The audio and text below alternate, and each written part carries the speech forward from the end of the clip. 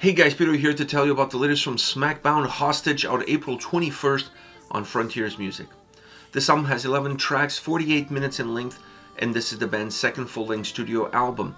They are a Finnish modern melodic metal band. When you're putting a record together, a record that has a lot of different influences, a record that has a lot of diversity, it's really important for you to, at the very minimum, define the beginning and the end of what the path and what the journey is going to be, even if there isn't a clear path or a clear journey. This album does that. Reap is the opening track, and I think it's a wonderful opening track because it's filled with light, melody, and energy, a song that captivates your attention immediately, and it showcases a few, or perhaps even more than just a few, of the attributes of this album. And then closing off with a 9-minute song, the longest track on the record, The Edge, a track that has almost a built-in outro in its design, in its experience, in its sound, in its atmosphere, really puts an exclamation mark as far as the overall feel of the record, and it allows you to feel like the album actually has an ending.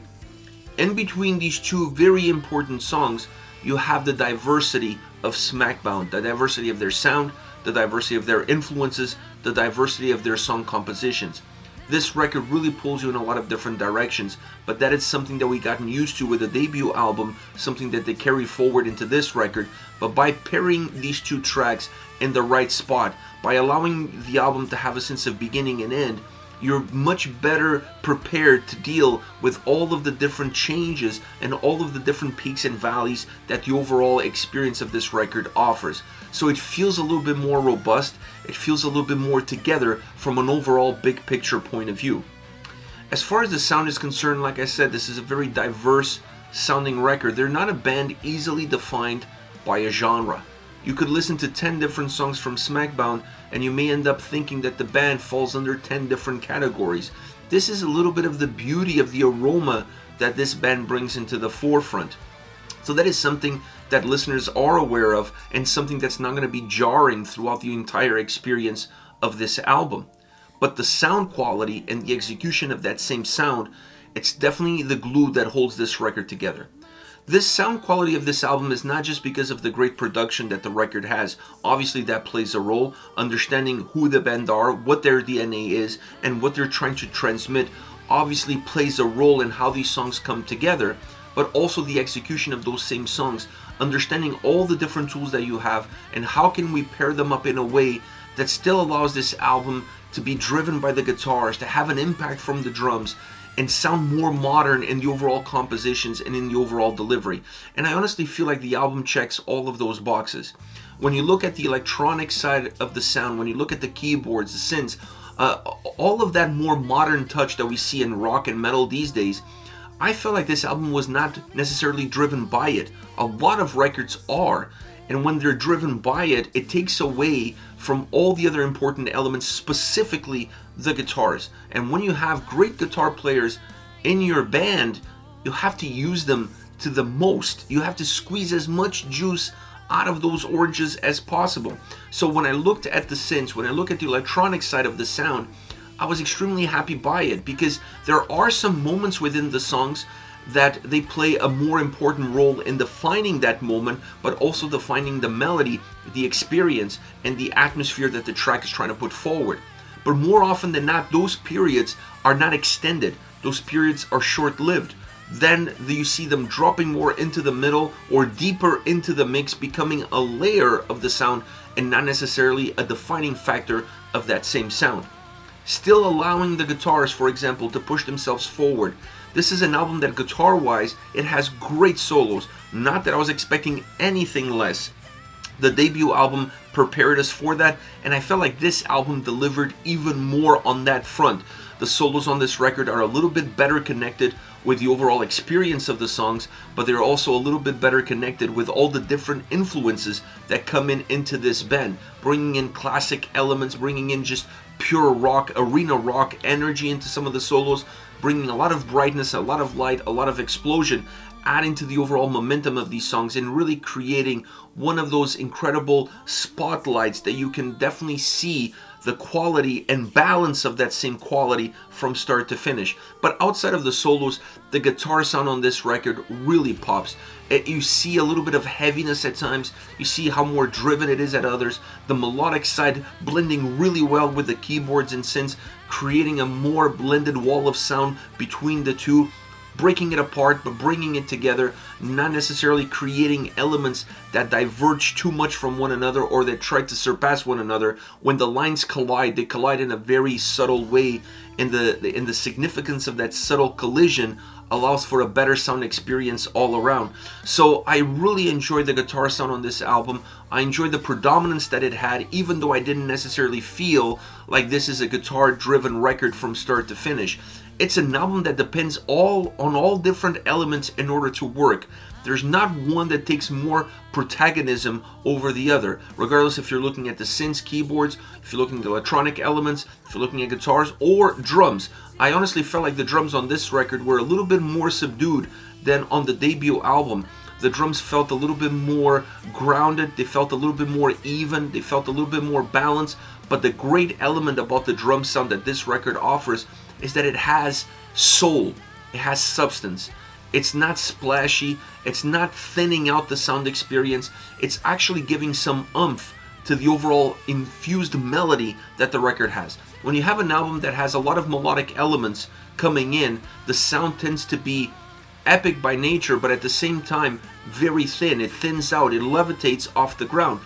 And if you have drums behind that same sound that feel a little splashy, that feel a little thin, then everything is levitating, and the songs and the record itself starts to lack a little bit of soul. And the drums on this record gave that soul. They didn't ground the songs necessarily, they didn't bring them down, but they gave them a little bit more substance, and they created better shapes for the overall melody that exists within them. Then as far as vocals are concerned, I mean, you have Netta on vocals. She's an outstanding vocalist, but on this record, she felt a little bit looser. Her range felt better, sounded better. She came across a little bit more organic, almost not holding back. It just feels more natural. It feels like she let loose. She had confidence in herself. She maybe understands a little bit better where the band is going with their sound, who they're trying to become, what their signature approach is going to be. And because of that, feeling more comfortable in her surroundings, feeling more comfortable with her band members, feeling more comfortable within their own material, because they started off as a covers band. So all of these elements really allowed for the overall vocal performance to be a stronger one on this record, to be a more powerful one, and we see a lot more of a dynamic range in that same performance, matching perfectly the overall dynamic range of sound that this album has. So it's a more elaborate record, it's a more creative record, it's a more textured record, and I hate saying this word because it's a cliche, it's a more mature album. This is definitely a record that showcases the attention to detail. It showcases that they wanted to create a record that had a beginning, middle, and end, that had a sense of purpose, and then obviously bring into the forefront all of the diversity of their sound, but still trying to keep that diversity somewhat connected so that it feels more like a record and less like a compilation. As far as favorite songs are concerned, I already mentioned Reap. I have to start off with that. That's a great album opener. It's a song that has some pop elements and it has some rock elements, but it's not necessarily a pop rock song. Kind of interesting from that point of view, because you can see pieces of both worlds, but it's not necessarily a complete blend of both. So that allows this song to have a very interesting approach. It has perhaps a more modern rock approach, and that modern is where the pop elements coming in. The keyboards in general throughout this track really create a melodic haze that's really important for how this song moves from start to end. It also helps give texture to the overall sound, allowing the guitars to drive the experience, but having something behind them that makes the overall sound a little bit bigger, a little bit more impactful, a little bit more epic, if you will. And when you move it into that arena, then it also becomes a little bit more catchy and a little bit more hooky. That's why this song has great energy. It has all of these kind of elements that make the song memorable at every single turn, musically and vocally. And then it has a great solo that adds a classic heavy metal flavor to how this song comes across, inserting something that maybe would feel out of place at first glance, considering how easy, listening friendly this song is, but that solo adds value to the overall composition. It completes the sound experience of this track. Next you have Traveling Back. The acoustic opening of this song and the use of the acoustic guitar, it's really interesting because it works really well. And it works really well because it comes in waves. When the song starts, it's in the forefront. As the song progresses, there's an evolution of sound. The song becomes bigger, the sound becomes more defined, it becomes more robust. Electric guitar comes in, synths come in, drums come in, everything starts to come in and the song becomes a little bit bigger. But that doesn't mean that that acoustic guitar was only there or only noticeable at the beginning, because it's not. It's going to be one of the layers, one of the textures of the overall sound experience as the song progresses. The chorus on this track are super powerful. So that sense of growth that you see from the beginning of the track into the verses, into the chorus, it's really interesting because it allows the chorus to be explosive right off the bat. And then even though the song in the second verse starts at a different plateau, it starts a step up, you still feel an explosive nature towards the chorus, moving towards the chorus and within the chorus itself.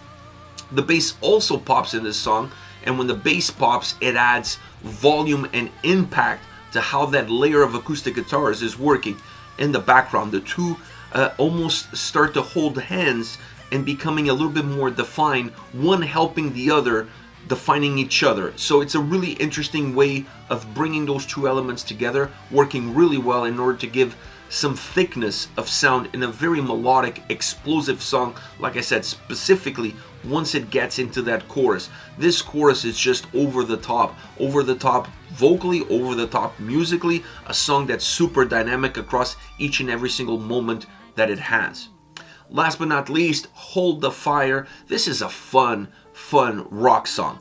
It's still very textured, it's still very rich, but it's not complicated. It feels very simple in terms of how you process it, in terms of how it comes across.